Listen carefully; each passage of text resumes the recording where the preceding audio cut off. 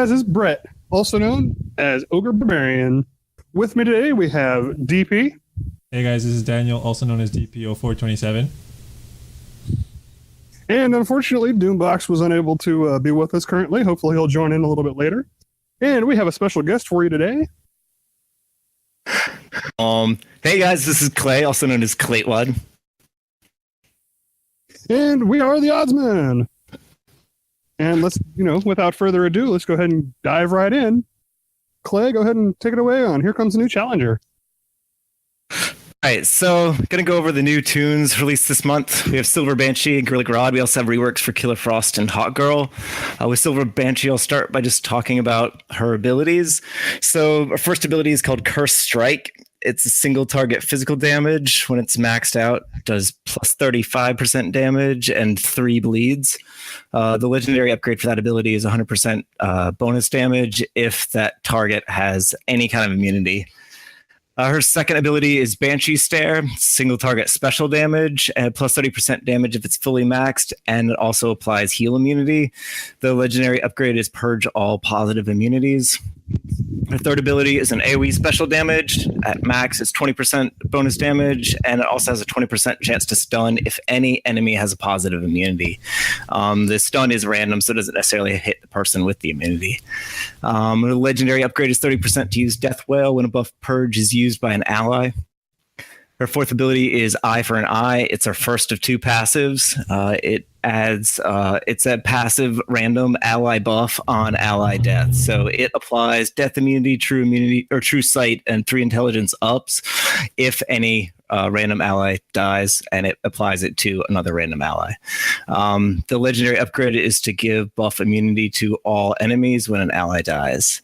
Her last ability is Ghastly Spirit. It's a second passive. This one is a self buff. When any enemy takes bleed damage, she has a 40% chance to gain invisibility. The legendary upgrade is an AoE buff. When an ally is stunned, it applies stun, silence, and crit immunity to her. So we've had her for a while, since she was the login tune. Most people probably have her at L2 or L3 at this point, depending on whether they spent money on her. Think of her since I quit playing the game, but I spent some time with her, and I found that she's pretty decent. I think there was a lot of uncertainty about her at first, people not knowing whether or not they wanted to spend or invest in her, and I think she's definitely worth investing in. She has synergies with the bleeds, the stun, and the invis, stun being very big thing this month. So, but I think what's more important in terms of her kit is who she counters. I think WB has gotten very careful with the tunes they release now. I think they're, in a sense, like over-tuning these new characters, where they're hypersensitive to the current meta, and they try to make these characters respond to it in some way. So with her second and third legendary upgrade, it's a direct counter to Power Girl. I don't know if this happens to everybody else, but whenever I use her second ability, that single target special damage, against a Power Girl, I'd say 70% of the time it ends up killing her. And I know because it purges, the positive immunities if you have that leg upgrade, but then you're supposed to have a 30% chance or whatever to also use her Death Whale. But if it's Power Girl, I'd say 70% of the time it does it, and one of those 2 abilities crits and she's dead. And whether or not it's supposed to happen that way, or whether or not I've just been really lucky with using her, that's obviously the purpose of that ability. It also works really well against Bane. And I know she doesn't do a lot of damage to Bane, but the fact that it's special damage means that she's actually cutting into him a little bit. But the fact that it's purging all his immunities, including, his stun immunity, and it's also applying heal immunity to him, prevents him from getting out of control, which is really, really nice against Bane, because that happens. So I think, her second and third legs really are a counter to them. Her fourth leg is specifically a counter to Etrigan. Listened to you guys' podcast last month, and I remember you guys talking about how Etrigan really isn't a problem for you. And I think for most players with a pretty deep roster, he's probably not. But for a lot of players who don't have a deep roster, he can be a serious problem. He gets out of control very quickly. her fourth leg pretty much shuts him down. It is. I know a lot of people don't like taking leg upgrades that depend on one of your characters dying. But if you've ever faced an Etrigan and one of your allies happens to die, the match is sometimes over right at that point. And her applying buff immunity to all enemies when an ally dies, that pretty much ensures that he can't get out of control. And then her fifth leg, I think, is also pretty good. It prevents the stuns and the crits from those getting out of control. So I think she is overtuned for the current meta. I think she's designed to provide a lot of answers to some really annoying things that we're facing right now. I think that other players who already have answers to that can totally pass on her. But for people who need something, she provides that. Cool. So those are my thoughts. I don't know if you guys have anything else to say. I actually you were saying how it counters Power Girl and everything, but you left off Superman. It also counters him pretty good. Poor Superman, which he's really good right now. So, yeah. Exactly. So, being able to counter him also, those are a common pairing. You'll see Superman with Power Girl a lot. So, being able to counter both of them with her is pretty good. And then... harder to keep down, though, because he just keeps purging off those debuffs. Right. And then in addition to Etrigan, though, you'll also counter Lobo and Robin on the when allies die. So yep, yeah, those are good points. You'll kind of prevent those snowball characters, which, to be fair, all of those characters that we listed are definitely hardcore into the meta right now. So I mean, on the topic of her kit and basically you were mentioning snowball, I was actually thinking about this too.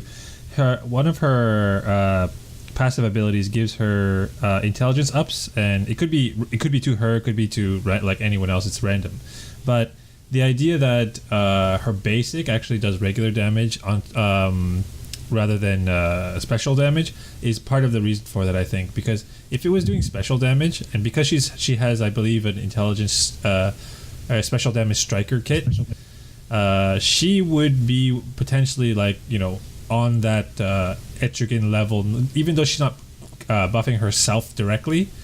It could end up being that way if everything was special damage. So I could see that they probably were hedging there, and also the fact that she's applying bleeds on her basic, it'd probably be too good. So I think that they're actually being a little They could have kept that. Yeah. Sorry for interrupting. But Yeah. her first legendary upgrade, if that was special damage, there's no way they could have kept that. It would have had to be something else. right, because I think absolutely. I think that they're hedging on her, but I think they hedged too much on her, because there's a lot of criticism on the fact that she's a bit underwhelming at some points, because her basic feels like it does no damage at all because she doesn't have very much strength in her kit, which is why that's why it doesn't. It's basically there just to apply the bleeds. That's about it, right? So I'm fine with that. yeah, I mean, But yeah, I'm fine with that too, because just look at the cooldown on her other abilities. You don't really have to use her first ability until the third round. Yeah, pretty much. Because you can use her second, her third, or her third, then her second, and then her. I don't know. You can use her. Sorry, I guess her second, then her third, then back to her second again. So it's your fourth turn where you're actually using her first ability. Yeah, definitely. Yeah, her 2 has a 1-turn cooldown, and that's the one you're going to be using the most. So Yeah. All right, so Immunity on such a low cooldown, I think that's really important. But anyway. yeah, honestly, I think they wanted to make it a basic, they just couldn't. yeah. I have a couple of criticisms though about her kit, because I was just wondering about her 5th passive legendary, because it says, and now I find this really weird, so I'm reading it right now. Apply stun, silence, and crit immunities to all allies when an ally is stunned. So I see this as, it's good, the fact that you're applying basically the Hal Jordan buffs to everybody, but it's after the fact someone's already stunned. So do they stay stunned and then this applies afterwards? Or does this remove it? Yes, they stay stunned. So, isn't that kind of counterintuitive? It's good the fact that you get it for the next round so they don't get stunned again. But, the hell, right? So. Killer Frost, right? Yeah, I guess. But it just feels weird, you know what I mean? It's just oh, well, my guy's already stunned, thanks. So, thanks for nothing. So. Well, it's one of those things that if you do bring that in against a stun team, it does help a lot. Yeah, sure. Because the AI is still going to use those moves. Yeah. I mean, I think it's good. I think it's good if you're out trying to deal with the other two parts of the buffs. Let's say you get stunned. I completely agree. The silence and the crit, like you won't get silenced by someone else. Like for example, if you're coming up against a team that has like Princess of the Mascara or Clayface that happen to stun a lot, or sorry, that happens to silence a lot, so you won't get silenced against them. But hello. Hey. Hey. So we're just talking about Silver Banshee. So Clay just went over a kit, and well, I mean, what do you think about Silver Banshee? I think she's interesting. I like the fact that she is a very versatile blue, because we do tend to get those blues that are like, oh, this character specializes in dealing with bleeds, or this one is Wonder Woman, so she just does a crap ton of assists or purging or whatever. So Silver Banshee, it's very refreshing to have a character that you could say, I need a character that can do one of these 8 things, and then she can fit most of those roles. I know I trashed on Red Robin for kind of being a do-it-all guy, but she does it well. I like her kit. Okay. So all right. there was one other thing I forgot to mention. I was watching Fanatic Jalapeño's recent video, and he was doing something that a lot of people have been talking about. Basically, I think the part of her kit that you want to be focusing on is her legendary third ability, her Death Whale, where she can proc her Death Whale whenever someone else does a purge removing a purging ability. A buff purging ability. It doesn't even have to purge. Yeah, that's the point I actually wanted to point out.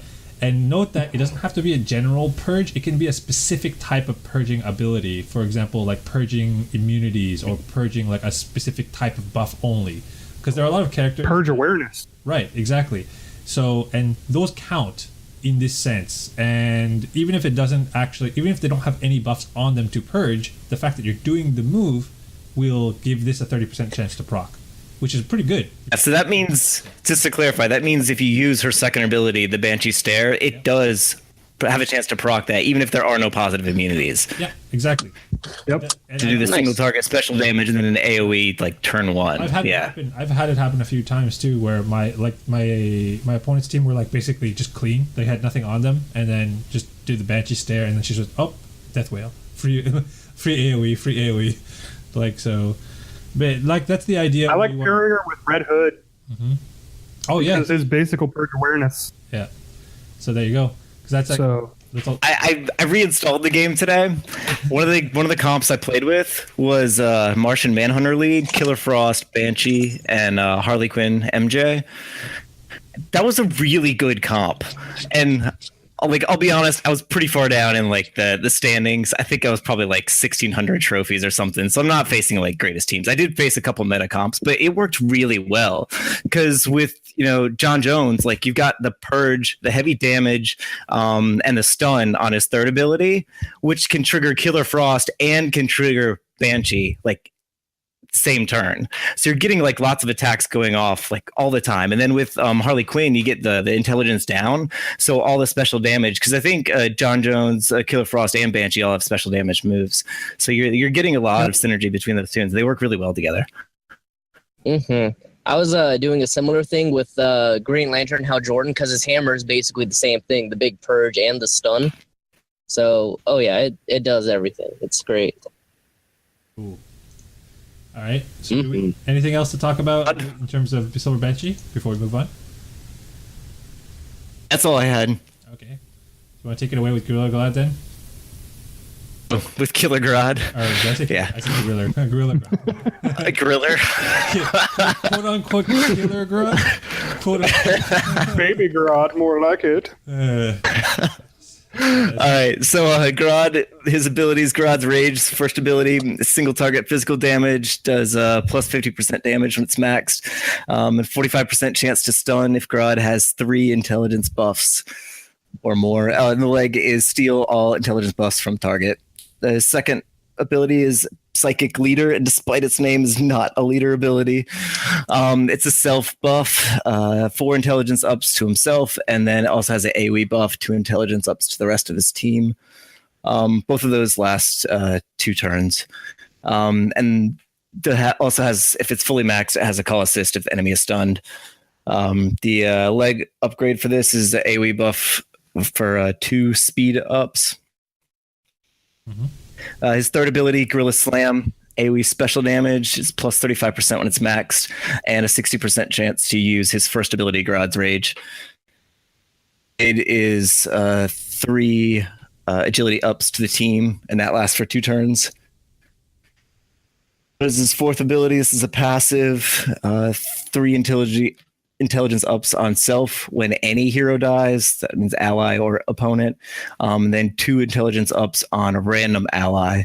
The leg upgrade is 2 speed ups from self and 2 for a random ally.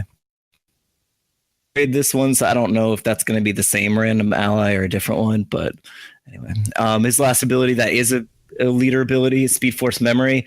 It's a passive AoE buff. He has a 70% chance to apply 3 speed buffs to the team when an enemy is stunned. And the leg upgrade is a call assist. Use Grodd all that much. I tried messing around with him. I did take him up to gear 11, and I got him at L1 because I just won him from the tournament.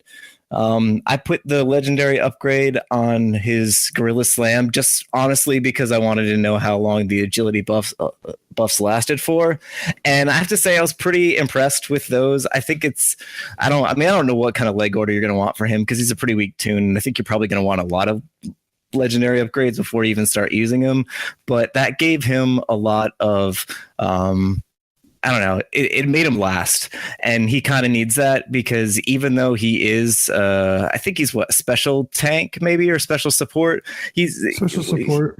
Yeah, he's whatever the one that Lex Luthor, Slexy, yeah. Which is by far, in my opinion, the crappiest of all the gear sets. Because it makes no sense to me. Like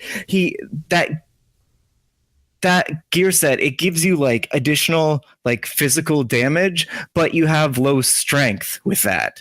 And the special damage, which you tend to have a lower intelligence, also isn't buffed as much, even though those all tend to be like special damage tunes. So like it doesn't make any sense. It's got like a really low crit chance, but also really high crit damage if those do hit. And it's just a gear set that doesn't make sense at all. And he's got it. And he also has a really low power level. When I took him up to gear 11, he is the lowest of, I've got like 40, maybe 50 tunes at gear 11, and he was the lowest of all of them. He was at like 6,200 power, and the other ones are all sitting at like 7,000. So like, there's no reason. I don't know. So he just his growth modifiers are just really low. So all of his damage is low. Even the AoE special damage, it's all very little damage. And I don't know. I had a hard time making him work, but I don't know. I don't know if you guys had any thoughts on him. Yeah, I've got a few personally, but go for it. I agree. His damage is low. He's also very tiny for some reason, but I mean, you know, I was expecting him to do like Bane size, and he's like about as big as Flash, and I'm like, come on. He's but cute. But I don't know. For some reason I found him to be really good if I do not play to his strength, which is weird. But like I'll put him on a team with like Dr. Fate, because more intelligence buffs, and then I'll have like Harley Quinn Mad Jester for the AoE intelligence down, and then I would have Killer Frost for the stuns. And basically he's like an afterthought. I think I actually put Dr. Fate as a leader just because I don't stun that much. And basically it's like, oh, okay, mass AoE, mass int down, and then Killer Frost just goes rabid over everybody, and it's hilarious. But, I mean, as far as his kit goes, being stun-based isn't a terrible thing, but I feel like there's just not enough viable support options to justify bringing him. Like, you have Bane as a physical stunner, you have 500 billion energy stunners that you compare with him, and Mystic stunners, you have Aquaman. Yeah, I think that's basically it out of anyone you'd actually want to bring. I can't think of another person. OJ is really good with him. Yeah. But so, you know, like, and with a composition like that, you might as well just not bring Grodd. You could just bring anyone else. You know, because Bane is a fantastic standalone character. Pretty much any of the green stunners can stand alone, with the exception of Grodd himself. and Aquaman. Yeah. So, I mean, like, I would rather bring Yellow Lantern Sinestro over him. Because Yellow Lantern Sinestro at least can get rid of the extra stuff off the taunters and gets hella survivability with stuns and enrages. He gets the speed and the buffs from enrage, stun too, right? Yep. So if you have Aquaman as your lead, Sinestro will go before literally anyone else, basically. And it's really nice, actually, because he needs that. But yeah, I just don't understand why he's like an objectively worse Captain Cold. I'll say that. He's an objectively worse Captain Cold. Now, I'll say this, though. If we're talking about stun teams, like I kind of agree where you're going with, but I think he does have a place. Now, the first thing I'd like to say that Clay pointed out was about his kit. Being a special support as it is, just feels awkward, as you're saying. So he's like it's the worst place between either being really defensive or being very offensive, either being a striker or being a tank, right? And he feels like he's not doing like anything with his current gear set. And I hopefully if WB is listening to this, maybe they'll consider tweaking his kit for the future. Like, keep his not his kit, his gear set. Keep his kit the same. It's fine.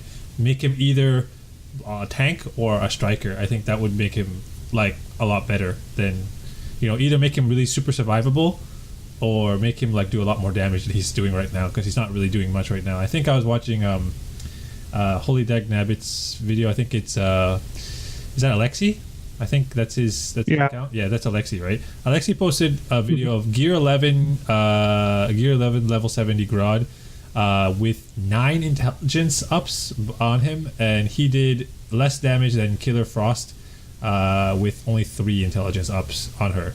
And to be fair, it was an AoE versus a single target. Yeah, I pointed that out too. I was gonna say that, but yeah. So, but even though if you think about his damage was less than good. He only look at his stats. I mean, it's like his intelligence is so low. Yeah. She's probably got 500 more intelligence than he does at level 70, which doesn't make sense, because if you're thinking about someone who has a move that's called Psychic Leader, like, come on, right? He should have a lot more intelligence. That's what he's known for. That, or he should have super like resistance for him to be, or agility or something for him to be a tank. But he's neither a tank or a striker. He just feels really bad.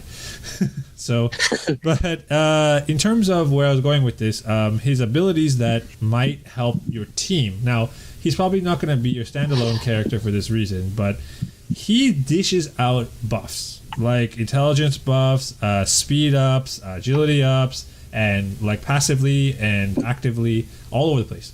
So characters like Firestorm and Doomsday will eat that up, right? Especially Firestorm, because the intelligence ups really helps Firestorms like dish out damage, right? So I could see him, like, that's what I was thinking about for Grodd, like taking his Psychic Leader and his Gorilla Slam legendaries, so that he's really dishing out as many buffs as he could possibly give to Firestorm, and then just Firestorm just nukes everybody.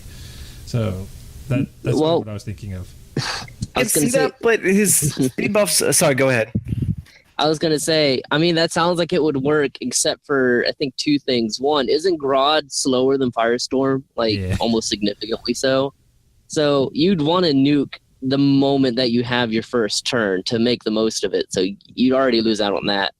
And then second, like his buffs only last 1 turn. I feel like he would be so much better if his speed buffs lasted 2 turns. Like, even just his leader ability, if that just lasted 2 turns, he'd be in a great spot. But whatever, I'm just salty because I wanted him to be really good. I wanted him to have, it would make sense for him to have the same set as Chemo, very, very high intelligence, very, very good, special resistance, because that's his whole thing. He's a psychic gorilla, but whatever, that's just, what do you guys think if he was expecting him to have the special tank set? I was. Yeah. That's because he wants some love for Chemo. Well, he's a gorilla. He's a giant gorilla. He should be a tank. So what do you guys think if he was a different affinity? Like, what if he was? I mean, because he could almost be any of them, right? He could be Mystic too. Not Mystic. No, why not? I wouldn't say mystic. He- Because his stuff isn't mystical. He got his psychic powers through science. Oh, well, okay. So I don't know if you guys remember, but on the official podcast when I was actually down at WB, I suggested Grodd, and I said he would be energy Okay. because of the science. This is your So, fault. so you- And to be fair, all of the Flash family is energy as well. Yeah, So they did say that. All right. Honestly, though, I mean, I don't think his affinity changing would really fix anything because, like, if you made him red, which is the only real feasible other option because he's a gorilla, then he would just get his ass kicked by the Flash, which would be canonically correct, and Superman, which is also canonically correct. But, like, it would hurt him even more because, in my opinion at least, red is the weakest affinity right now. So But I feel like that just make him To more be unviable. mystic the for one him to thing- be good. The one thing that I think that he'd be really like, if you think about him being red, and the one place where I'd actually want him to be red is because he'd be one of the only few red special damage dealers, aside from Joker and Doctor Poison, I think. So yeah, that would have been cool. But anyway, But work though, because like most mystics are gonna be special damage anyway. yeah, And the reason why reds are strong is because those mystics have really low agility and they just get wrecked by that. yep. They're going to have really high intelligence. He's just going to feel really weak against those mystics because anybody who just does physical damage is going to cut through him, and he can. Yep. Yeah. Plus, I mean, the only good thing about Grodd being a mystic is that you would have a much, much easier time making compositions because you wouldn't have to resort to Aquaman. But outside of that, it doesn't really bring anything to the table, you know? Well, I guess you could use Dr. Fate because Dr. Fate plus him actually works out phenomenally well. But I'm just so disappointed. I expected so much, and then I got freaking a chimpanzee-looking guy with terrible damage, no tankiness, and his entire kit is based around stuns, but he himself doesn't justify being on a stun team because all of his buffs fall off way too fast. Yeah. The agility buffs, they do last 2 turns. But what I used him with DOJ lead, and that did work pretty well because she passes around all those intelligence buffs and the agility buffs, and it made the entire team really tanky. None of them did damage, but they were all really tanky. But you could just pick Clayface and then do that, and you wouldn't even. No, but try. that works for like the first 2 turns, but then it wears off. Yeah, but how many turns do you need? Also, it only works for the first 2 turns. Grodd's buffs only last 2 turns. And they have the same Because quota. Clayface is like so much better. Like I don't even know what I'm Clayface talking. is. Yeah, he's way better. I'll say one thing about the- I tried. I'm sorry, Grodd. I tried. I'll say one thing about the buffs though. If you guys are like me and that like I've been currently playing with like special damage dealers for my new series on the YouTube channel. Grodd is the second character aside from Dr. Fate that has a mass or a team-wide intelligence buff. So where Dr. Fate does 3, his does 2, but you know he does do 4 to himself. So that is a kind of a bonus.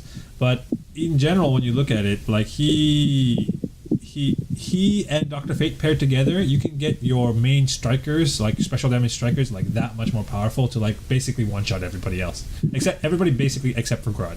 We'll be able to one-shot the rest of Actually, the other team. speaking on that, I heard through the grapevine that Grodd might actually just be bugged and his moves might not be accounting for the intelligence boosts, which is why even when he has like 1 billion intelligence, it doesn't work. Oh, And it could be glitched. My theory on that is that his moves are reading it as like, oh, this is physical, he needs strength, and then it's just not counting any of the intelligence buffs.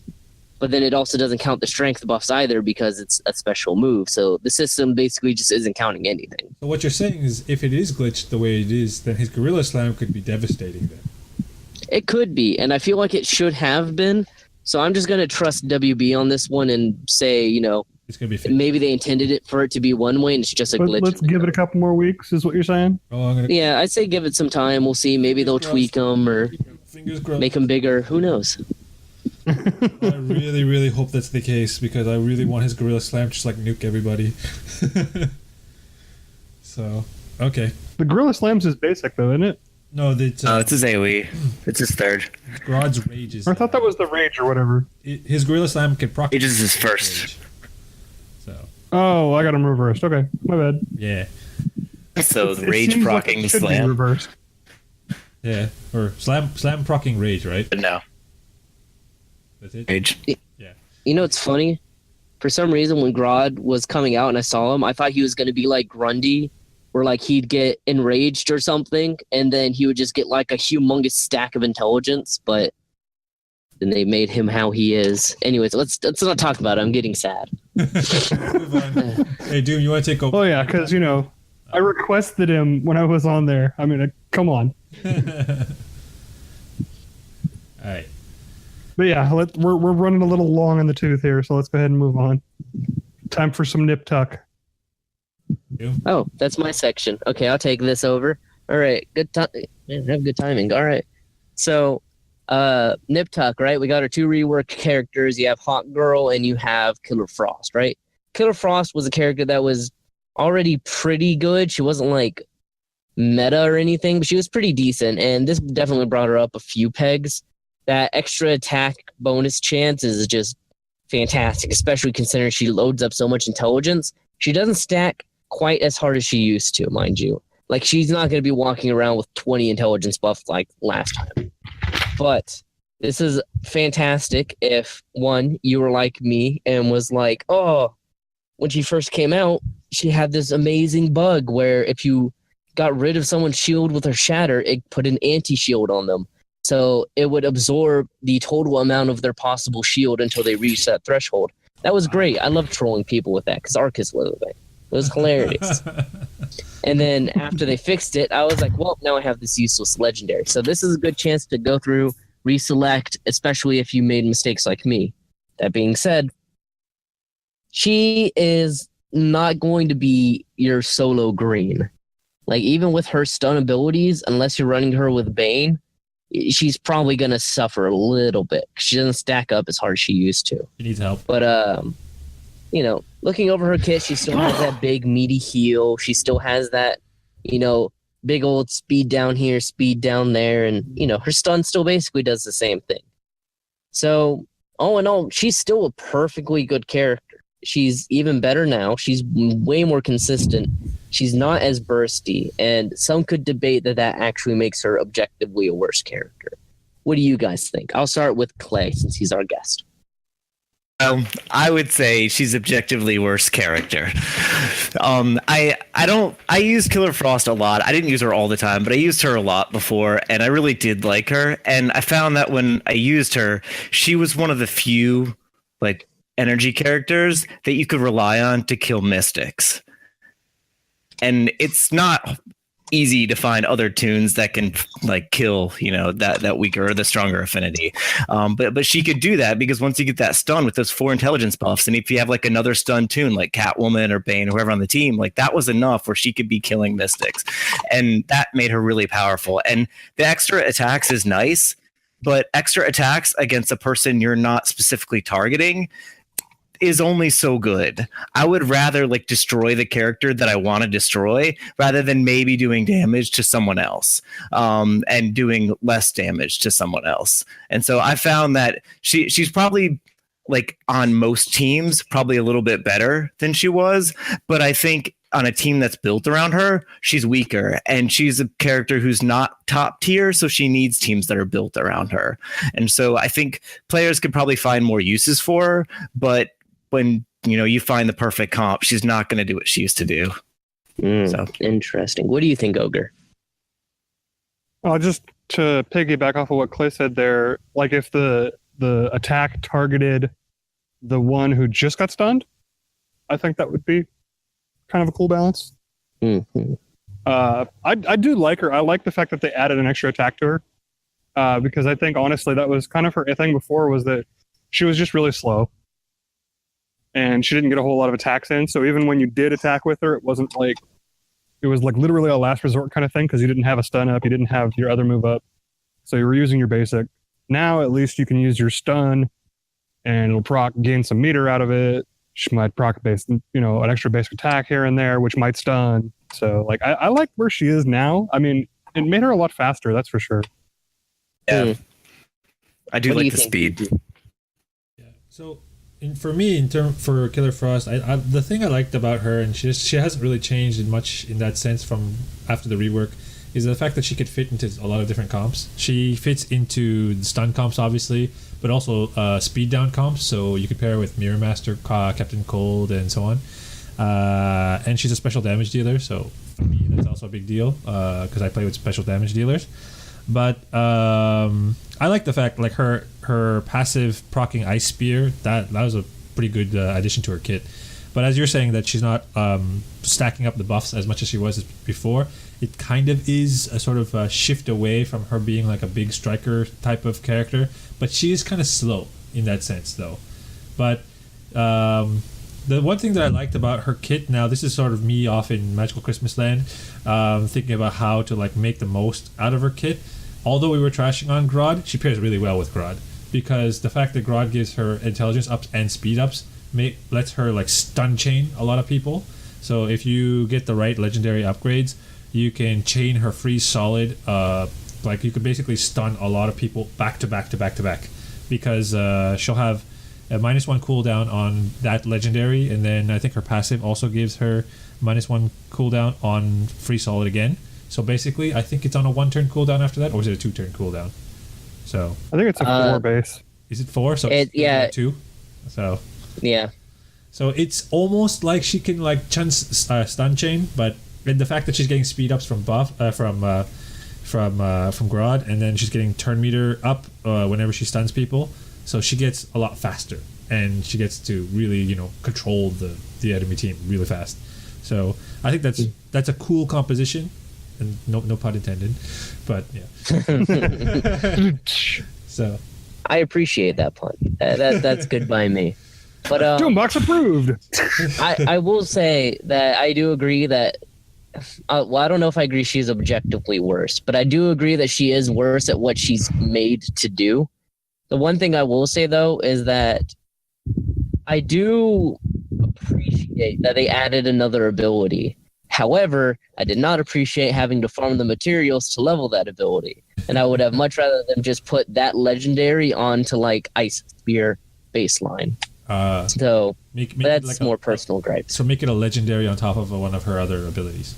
Yeah, like take the legendary 2 from Free Solid and keep Free Solid as it is now, and then just stick that second legendary on Icicle Spear and make it plus 50 damage, and then legendary 2, 25% chance to be used when someone's stunned. That would be great. Yeah. But again, that's just me being salty.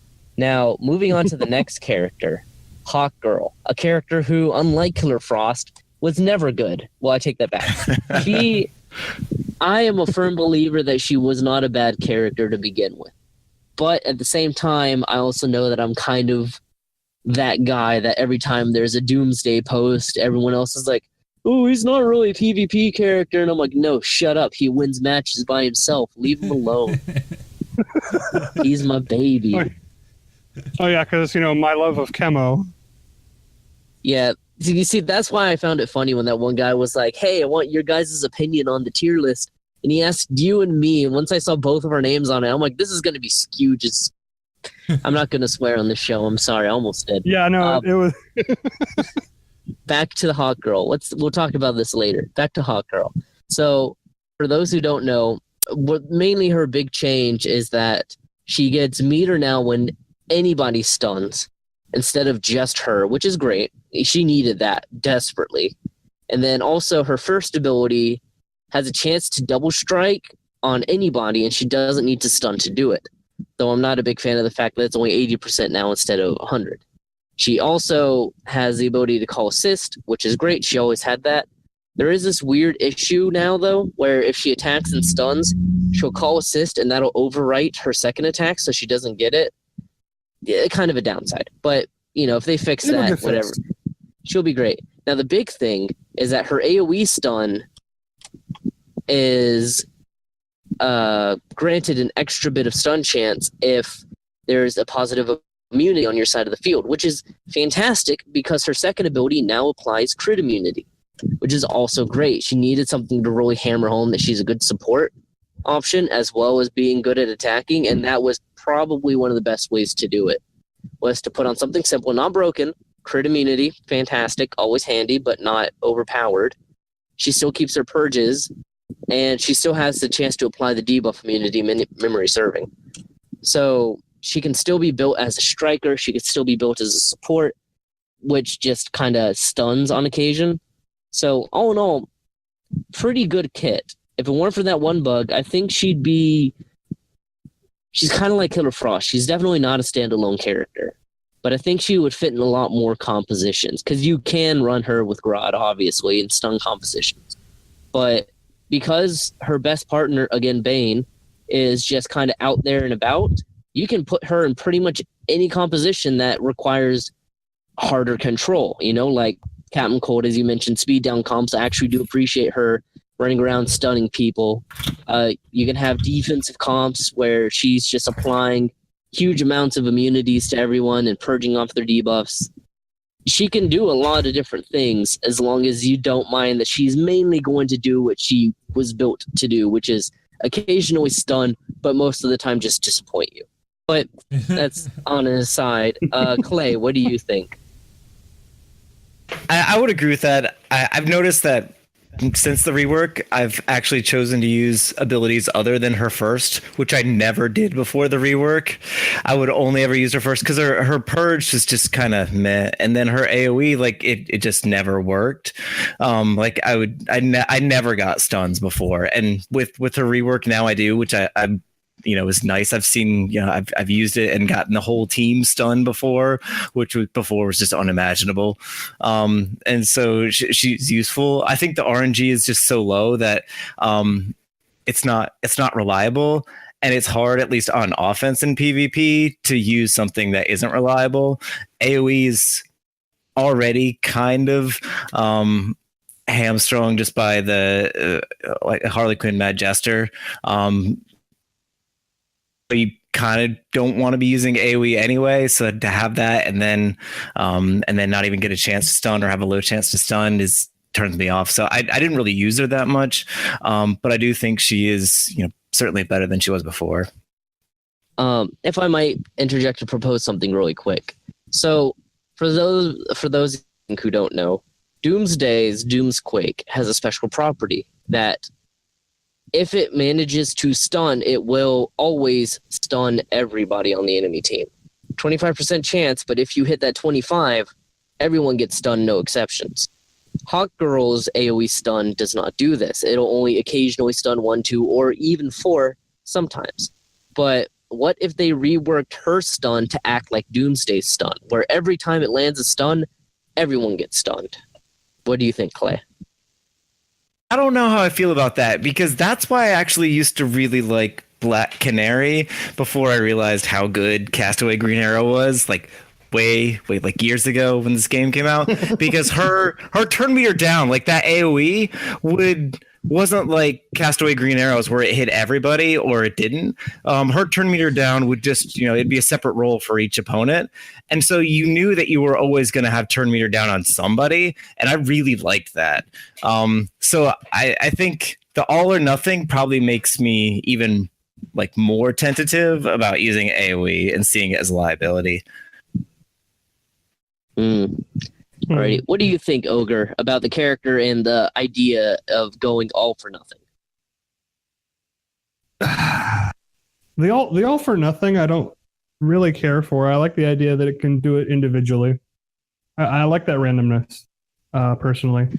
The character, I really like what they did with her. I really do. She didn't need a whole lot, and they gave her just what she kind of needed. So I'm really hopeful for her future in the game.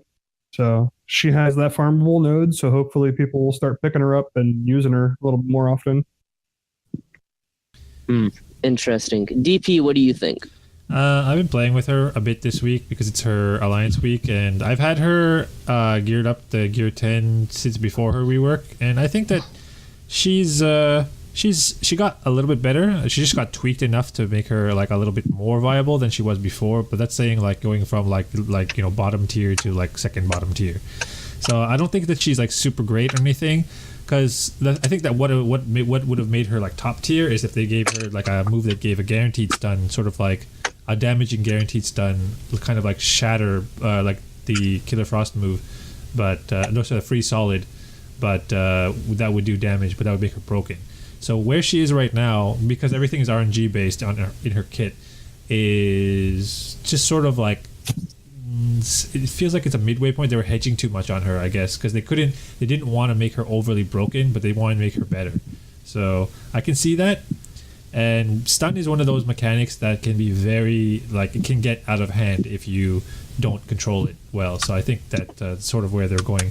And I feel that that's what they were doing with all the characters this month, because all of them are stunners and all of them have the potential to be super broken. So they were just sort of hedging their bets on everybody. And I kind of was disappointed by that. So Yeah, I agree to a point. I honestly was hoping that they take a bit more of a risk because, I mean, stun is a big deal, obviously, but when you have characters that, like, I don't know, Power Girl. I'm not going to say Etrigan because he's not broken. People are just lazy. But like Bane, for example, right? Bane has a guaranteed stun. He's hard as hell to kill. And, you know, he goes around just punching everything that moves. Why can't Hawkgirl be like that? Hawkgirl should be able to just punch everything that moves and also be hard to kill and also have a guaranteed stun. I mean, Bane's broken, but he's not, like, the only character you can pick, you know? So I think that maybe they were just too safe on it, and they should have probably pushed the gas a little bit more. But cool. Well, good thoughts. I'm glad that you guys had plenty to say, because usually we pass it to someone and they're like, yeah, no, I agree, and that was it. So always good to have some strong thoughts on things. And hopefully they rework Grodd in the future. Hopefully, you know, Hawkgirl gets another rework. at least a gear But- streak, I hope. I don't think she needs a rework. Okay, fine. Stop, she's Buff. usable. She's fine. Yeah, she's Like, maybe a little bit of a buff, but she doesn't need a full rework at this point. Like, I think she's fine. Well, you know, next month when they buff Grodd, I can come on and I can complain about why they won't fix Lex Luthor. But, you know, whatever. It's fine. All I want is for them to fix the rival suit. He can't trigger his own leader. Why? It's so dumb. But whatever. I'm just getting salty. What's the next section? Move on before I keep We're going. going into the arena, dude. Ogre, take it. We're going into the arena. All right, into the So arena the then. The April characters have been seeing some play at this point. Batman Beyond and Killer Croc have seen a little bit of play here and there. I see Batman Beyond a little more than Killer Croc, personally. And then Batgirl is seeing a little bit more play. Black Canary is seeing a little bit of play, but not a lot. And then Superman is seeing so much more play now that he's had his tweak. What do you guys think about seeing all those characters in the meta now? Yeah. I mean, I let's like- start with you. Huh? Who's talking? Oh, that's me. Sorry. It's me. Somebody go. I don't care. Well, okay. Well, since I was already talking, I'll start. Batman Beyond is a character I actually decided to go ahead and just get like Legendary for because I really like his kit. I'm not gonna lie, hit chance down has always been my favorite mechanic out of pretty much everything because at the end of the match, it doesn't matter what affinity you are. If you can't hit me, I won't lose. It's the biggest And Batman mechanic Beyond ever. is that special kind of fantastic where he can lock down two characters at once. So it doesn't matter if it's 2-on-1.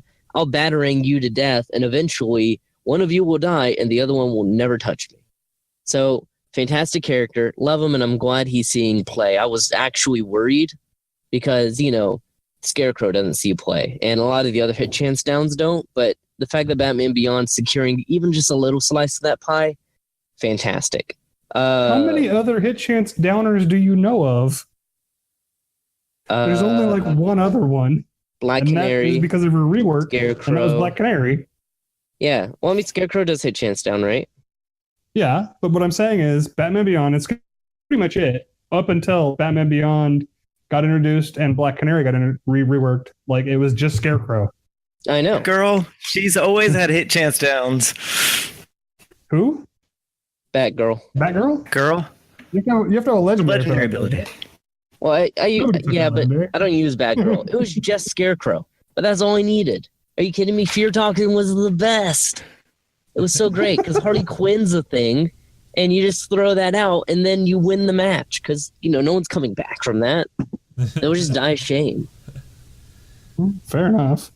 But Hit Chance Down, when it was introduced to Scarecrow, was just phenomenal to me. I loved it. And when they introduced Batman Beyond as a Hit Chance Down character, I didn't think it fit, but I'm glad that they did it.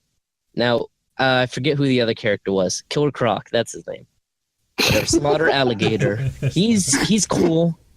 He was kind of a magic bullet to stop Power Girl, but we already have magic bullets to stop Power Girl, and their name are Swamp Thing and Constantine. And that's all we really need. So, Killer Croc, whatever. I did his insight. I had fun with it because he was not a good character, and I wasn't going to pretend like he was, so I goofed around. Let's see. Who else was there? Batgirl is Batgirl, whatever. She basically does the same thing. I like her leader ability, but as I said last month when we talked about it, whatever. I preferred the intelligence up, but the full team-wide heal every time someone misses is great. Good job. And then Black Canary. Yeah. That's kind of how I feel about her. Whatever. I still don't understand how our team leader works. I've had a month to think about this, and I still can't. So she. All right. Well, I already know everybody wants to talk about Superman. Let's just go ahead and talk about Superman. Wait, don't wanna I talk have about so much to Superman. say. You guys cannot move on yet. Okay. Okay. First of all, this is really difficult for me to say or admit, but Batman Beyond, I kind of agree with Doom. I like him a lot, and that's hard for me to admit that I agree with you on something. But it's true. I like him a lot too, and I think I like the hit chance down. I have to say one last time though, Batgirl is the introduction of hit chance downs. If you go back and look at your Doom, if you go back and look at like your insight discussion from whenever you did that, I think you described it as like hit crit chance downs. And there's like 4 people in the comments that are like, "No, it's hit chance down," and like you never fixed it. And we were, I've been holding that in for so long.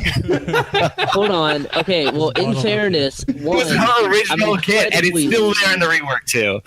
But it lasts one less turn. Before it was 2 turns, and now it's just 1. Anyway, hold on. Since I can keep the Discord call open, I'm just gonna go there and edit it, and no one's ever gonna know. You're gonna listen to this. You're gonna be like, "What are you talking about? This is hit I'll chance just down." edit this out in post. Clay didn't say anything.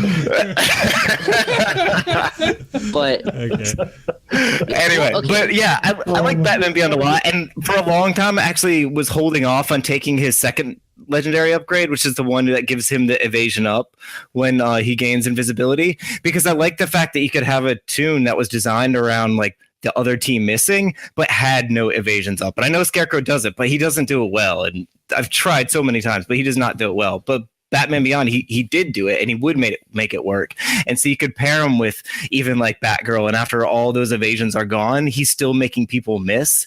And I like that because when you're opposed like to someone like Steppenwolf, like if your team doesn't have evasion up, he's not going to get all those buffs turn 1 when he does his AoE buff. And so you can hold off on like the other team getting all those crit chances until you have a chance to take care of a few of them first. And I really like that. And so I think it makes him really interesting. I don't think he's top tier, but I like using him a lot. I also think Batgirl is much better. I don't think she's amazing, but I mean, we never used to see her at all, and we don't see her now just because more people have her. We see her now more because she's like much better than she was. Black Canary, I think, is also better than she was. She's, other than Bizarro, she's like by far my favorite character in the game, but she's still not quite there yet. Well, I think Move after on now. I've said my piece. next week she'll be more relevant, more prevalent, I should say. yeah. Okay. Well, before you Doom's move on, right. Her leader makes no sense. before we move on, in my defense, the game had never had hit chance down before in it, So how was I supposed to know? I told you. On the post, it was there. Like, I looked at it, and I was reading it on the screen, and I was like, yeah, this probably just says crit chance down. I don't know, I'm blind. I typed it out, and everyone's like, no, it's hit chance down. And I'm like, what the heck is hit chance down? I've never heard of that. What broken piece of garbage is that? Exactly. That's why we're here now. That's my defense. So, okay, moving on. Ogre, what do you think? Oh, wait, no, DP, I mean. Sorry. I mean, I kind of, about all those characters of that month, I wasn't really a big fan of like evasion, hit chance down team, so I'm sort of like not the right person to ask. But I think overall their mechanics are interesting. I think Batman Beyond's a big troll. Otherwise, that's all. I like him. Why? Of course you would. He's a big troll. Well, we know what you want to talk about. You talk about Superman. Yeah, Superman's awesome. Let's just talk about Superman for the rest of this cat. The biggest point for Superman is that the fact that I've been using him a lot more with his tweak at gear 10. I haven't even had a chance to get around to getting him to gear 11. A lot of people like made the jump to gear 11 with him after his rework. He's still good at gear 10. Like, he does his job. Like, he's not like dishing out the damage as he would be at gear 11, but I mean, his kit is now like retrofitted in a way to make him really tanky, take all the hits for your team, and his heat vision being off cooldown a lot faster, and like that's basically all you use him for. Like, sometimes you'll have to punch people, but whatever.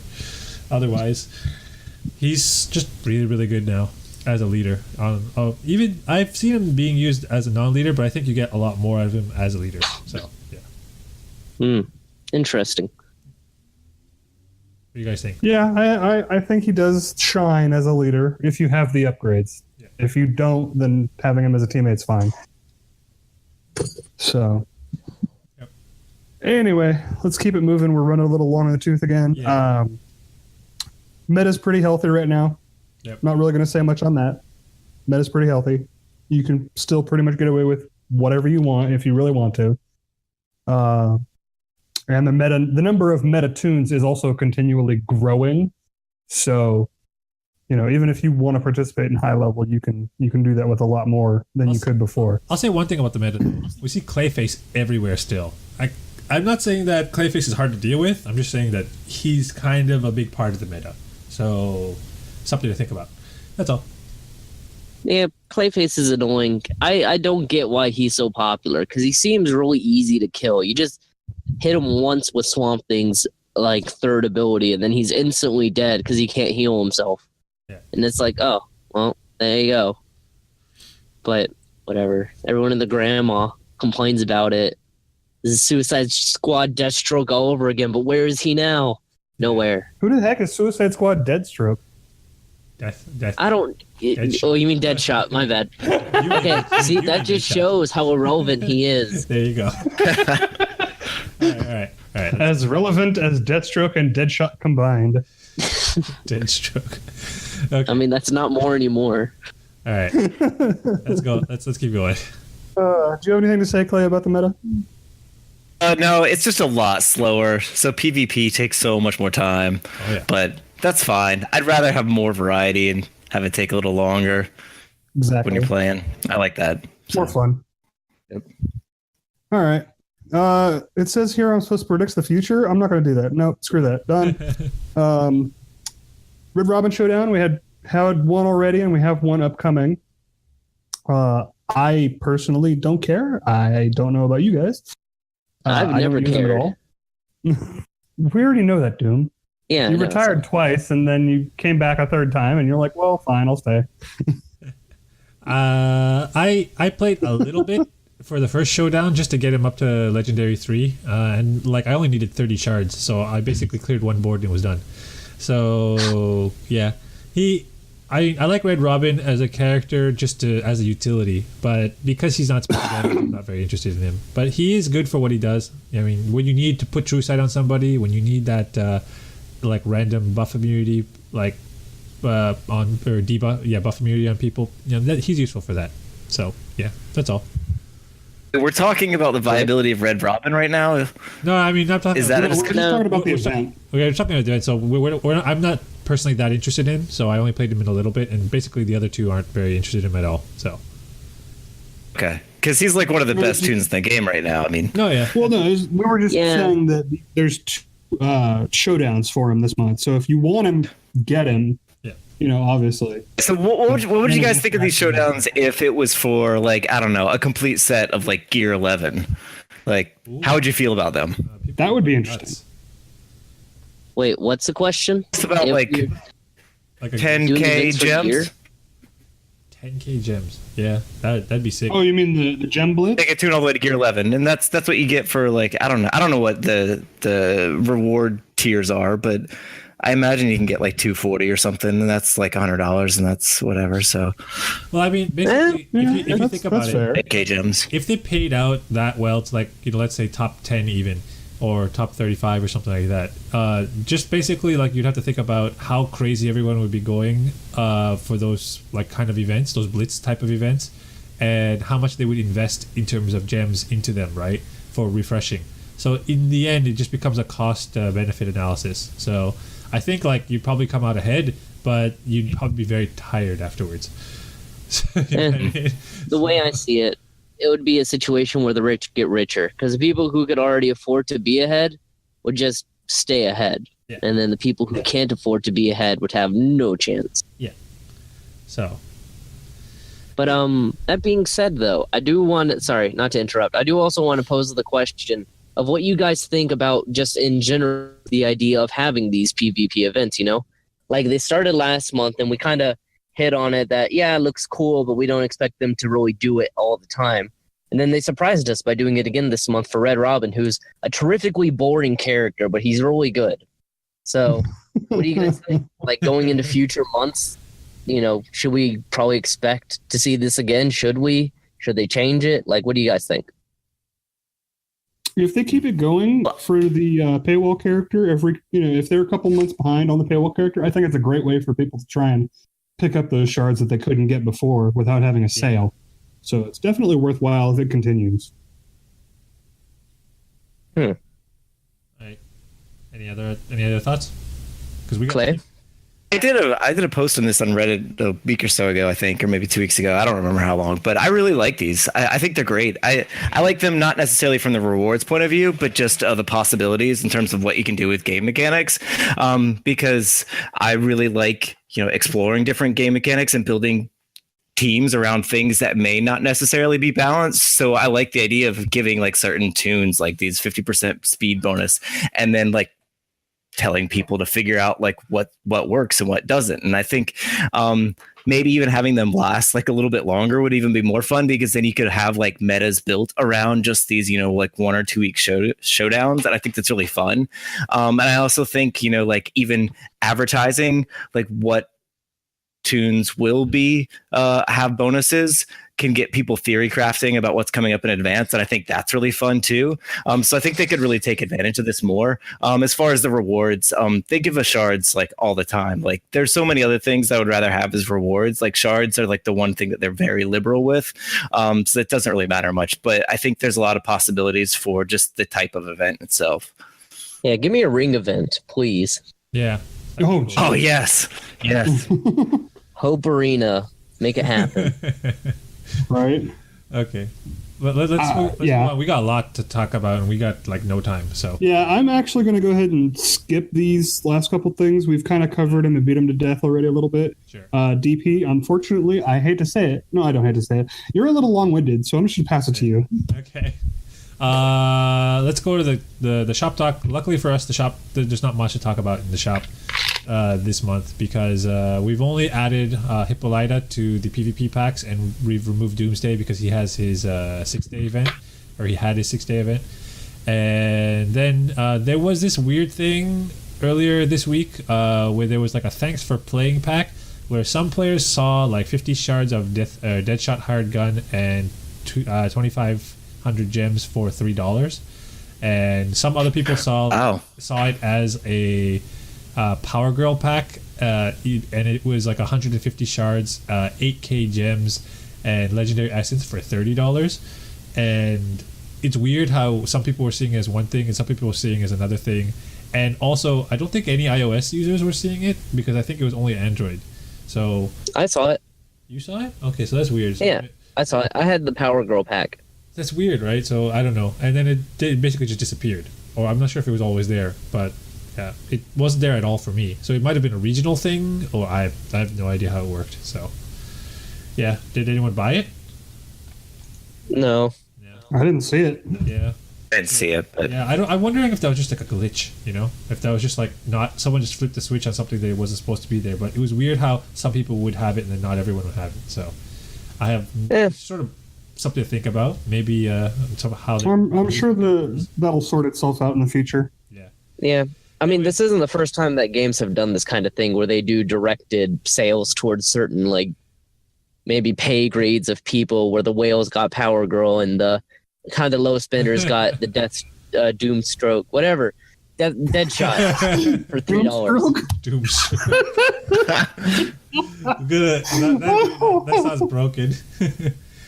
Okay. But you know what I mean? Like, Yeah. you know, this stuff happens. One last thing I want to mention I wanted to mention before in Event Horizon about bugs that because I want to get this off my chest. Clayface is still not fixed. I'm not sure about Catwoman either, but the cheat death mechanic is still bugged and it's still driving me nuts because I keep losing to Clayface like after I beat him, quote unquote. I get the defeat bug. Basically, the way it turns up still 100% for me is that if you kill Clayface with a Swamp Thing and then Swamp Thing revives Clayface and then you kill Clayface again, you automatically lose. It's a 100% lose. So if he revives and then dies again, you will lose all the time. So yeah, I have a lot of experience with that to tell you that. So it's still bugging me and I want them to fix it. So please fix that. Getting over to the community watchtower. This is let's kind of speed through. The reason why we have Clay on today is because of what he put out recently on Reddit, what he calls the sheetwad, and in my opinion, is one of the most useful and practical spreadsheets that you guys can use out there. And since Clay's here, let him talk about it. So, yeah, go ahead, Clay. because you speak of it so highly, maybe you can be the one to maintain it, DP. Okay. Well, why is that? Why is that, Clay? Well, as I said earlier in the game, I'm done. I'm out. I said goodbye. I uninstalled the game earlier this week or last week, and I just today so I could play some more matches and talk about some of these tunes. But yeah, I'm out. My work's been pretty crazy and stuff and whatever. So personal life stuff. But anyway, the sheetwad, it's just for gearing up your tunes. I made it initially because I wanted to be able to plan out if I needed to farm up a tune or whatever. And I just started adding things to the sheet periodically when other members of my alliance would request it. And it just became what it is now. It's not perfect. I'm sure there's a lot of things you could add to it as well, but it's just a sheet where you type in the current gear of your tune. It will display, what materials you will need to farm. You type in what you have for your current, stash, and then it will output how many runs you need to do of what specific nodes, how much essence, like green essence, you're going to need, how many gems that's going to cost, and it will even display the difference between if farming nodes 1, 3, and 5 of those events is going to be more efficient than 1, 3, and 4, which there are a lot more factors involved than this. But anyway, so it's just a tool for figuring out what you need and how much you need to spend to get there. Yeah. Man, Yeah. I wish I had access to that when I was doing my hey, you can get the gear packs breakdown, because someone was like, well, isn't this a bad deal no matter what? And I had to sit there and like crunch out the math number by number and like use averages on all the different nodes. And I'm like, if it's not event day, you would end up spending this much gems to do this many materials and this many runs. You get this much of this and this much of that and blah, blah, blah. And I was like, there has to be an easier way. If you had your sheetwad just thrown out there, I could have just copy pasted that and stuck it in there. Yeah, there you go. I'm sorry. So this is the moment where I probably shouldn't admit that I've had this for probably a couple of months. It didn't look as pretty as this, but yeah, it's been kicking around for a while. But the community, if you guys don't know, it's on the Reddit main page, so you probably can't access this from your mobile. But if you go onto the actual Reddit page, the subreddit page, it's under useful resources. I put it there, as it is definitely a really, really useful resource for you. So just in case you guys didn't really understand what was going on, it's for gear farming essentially. So if you put in the required inputs there, you can see it'll just show up exactly what you need to finish off what your goals are. So and it's really, really useful. It's really helpful. I've used it a couple of times already. So yeah, definitely useful. It takes a bit of time to sort of figure out how to use the sheet, but then Clay actually had a little video posted on there where he sort of, it's like a tutorial, so you guys just watch that and you guys can figure out how to use it. So it's not that hard. Okay, so let's get on to the questions. We're a bit long here, so we've got a few questions, so I'm going to cut this in half, and the questions that I don't get to, we'll get into the second half of the show so that the podcast won't be too long. So the first question, I think it's Hamayomi. Okay. On page. All right. So that name's hard to pronounce. What's something you haven't been able to achieve in game? Something that has eluded you that is or was a goal of yours that you regret, or that you either regret not being able to achieve or still hope to achieve at some point in the future. So each of you guys, what do you guys think? Well, we'll start off with Clay. What do you think? There's a lot of tunes I wanted to take to L5 that I just haven't. Bizarro would be the first on the list. I just never got enough shards of him. I got halfway through. I think I've got 150 out of 310 or whatever for L5. And then to my own shame, I never took Black Canary up to L5, and I have plenty of shards for her, and I just never did it. If Bizarro goes on sale, we'll let you know, and then you come back to the game, right? All right. There you go. All right, Doom, Ogre. Who's first? Doom? Ogre, go ahead. Okay, Ogre. I still have a goal to get everybody to at least Legendary 1. Yep. Haven't been able to do that yet. I have the same goal. Doom? Outside of convincing people Doomsday is good, my only other goal in this game really is, God, I don't know. I guess just getting one character to Legendary 5, because I haven't gotten anyone there yet, and I'm just... And I have 2? What? Not a single character has been Legendary 5'd in my roster. They're all Legendary 4 or below, and actually, I don't even own 4 of the characters, which is my secret shame. Don't tell anyone. I think people know. Yeah, well, now they do. But I mean, that is also partly due to your hiatus, right? So.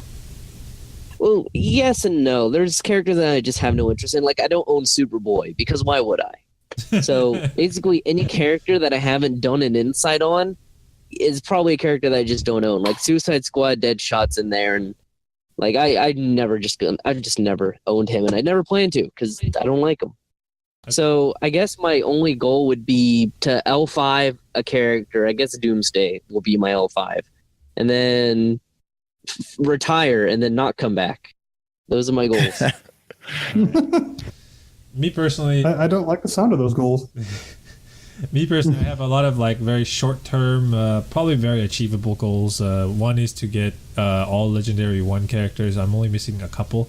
And then the next one is gear 10 or higher all my special damage dealers, and then get Superman to gear 11. So I'll probably do all 3 of those. Well, I'll probably do Superman first, and then get all my special damage dealers up to gear 10 within the next few months. And then one day, when Joker damage goods and Suicide Squad Deadshot shards can become more accessible, I'll get everyone to L1. But otherwise, nothing really. Well, nothing big long term. Yeah. Okay, so in terms of the other questions, Pajayami, your other question I'll put into the next half of the show, and then we'll go on to Kim Adam. He asks to Clay, you're a member of the UJLA, or you were, I guess. Can you tell us more about the Alliance? Because it's always high ranked, and what makes it such a success? And then, let's see here. I heard rumors on the Reddit you are organizing a special PvP event called COC. I'm not sure what that is for your alliance. Can you tell me more about that? And why do you like to use the names of WB personas? Because I've seen you as WB Raijin and WB Stanner. Even the Reddit believed you were them. So what's all this? What's all this rumor spreading that Chem Adam is saying here? What's going on here? All right. Well, the names. I think I'm just a troll. I can't help it. So yeah, that's all there is to it. Okay. UJLA, Chem Adam is totally a plant. He's the leader of that alliance, if you guys do or don't know, or one of our leaders. So, but it is a great alliance. I think honestly, alliances are one of the. Yeah, Batman is ahead of the alliance in game, and Chem Adam owns the Discord server that we use. Oh, okay. So he's a troll too. So he's a troll, but good. But like what I want to say though is, I think alliances are one of the best things that have been added to this game. I would love to see WB take more advantage of that, because that has allowed a lot of us to like forge like really good like long-term friendships and meaningful conversations about the game and even beyond that. And I really like that, because Reddit, as good of a community as it is, it's still distanced in the sense that you're not like supporting each other day to day. And in an alliance, when like you're slamming your head against the wall thinking, how can I like finish this last like PvP opponent so I could like clear the list and get my shards, like you've got like a friend there who will answer, have your back, and 2 weeks later you're probably supporting their friend because they're away for the weekend, and you put up an extra 500 points for them in the alliance just to cover for them, whatever. And I like that, and that lasts, and that's something that I think that WB has done, and I really want to see them do more. But I don't know. But UJLA, that's been really special. I haven't been with them since they started. I've been around since a lot of different alliances, but we have a particularly strong community. We have like I don't know if the number's between 4 or 6 alliances now, but we have at least 120 to 150 members split across, all those alliances. And we have a very active Discord. So you can find like guides there. You can find videos on all different, things. I mean, my sheetwad was there for a while before I posted it, Cool. To Reddit. And we just have a really like good community where people, even who leave the game, are still, active on Discord because, we're such good friends. And so I personally think UJLA is, of course, great. And we always made fun of all the other alliances that were number one. We're like, we'll never do that. We'll never spend that much money. And like, and not that, we have like that many big whales or whatever by the end, but like we just stuck together for so long when we saw all these other alliances fall apart because we had such strong friendships. And when people joined us, they saw that and they stuck around. And so, I don't know, it was pretty special. But the COC, that's the Carnival of Carnage. That's an event that I would do because for the same reasons that I really like those the showdown events or the special PvP events where you get to try out different mechanics or do different things. I would host these, and we would have rewards where we'd give out like $5 or $10 gift cards for whoever like had the best record. But I would choose a mechanic, whether it be bleed tunes or whether it be we had one where we competed against, because we have like 4 alliances where so each alliance used a different affiliation. So one alliance was Justice League, another alliance was I don't know, so but whatever. Like so we had the Bat Fam was another alliance. And so everybody had to use only those tunes and have like the best PvP record at the end of the week, and whoever did, their alliance won and whatever. So we just do competitions like that, and I know that they are continuing those in my absence because I talked to one of my old alliance mates, and he's still running them. But so that was anyway, your idea. So that's your idea to begin with. Is that what you're saying? Yeah, that was something I came up with. Yeah. Cool. Sounds cool. Yeah, so we've done I think 7 of them now, so they're probably beyond that. But would you guys sue if we ripped on your idea? I was saying, honestly, that was something that I really wanted to try to expand even beyond the alliance, where we could have competitions between alliances. But then we just got so big, we had plenty. But no, by all means, cool. I love it. I mean, that's what makes the game good, I was gonna say, not to jump in this and be like, oh, but I thought of it first.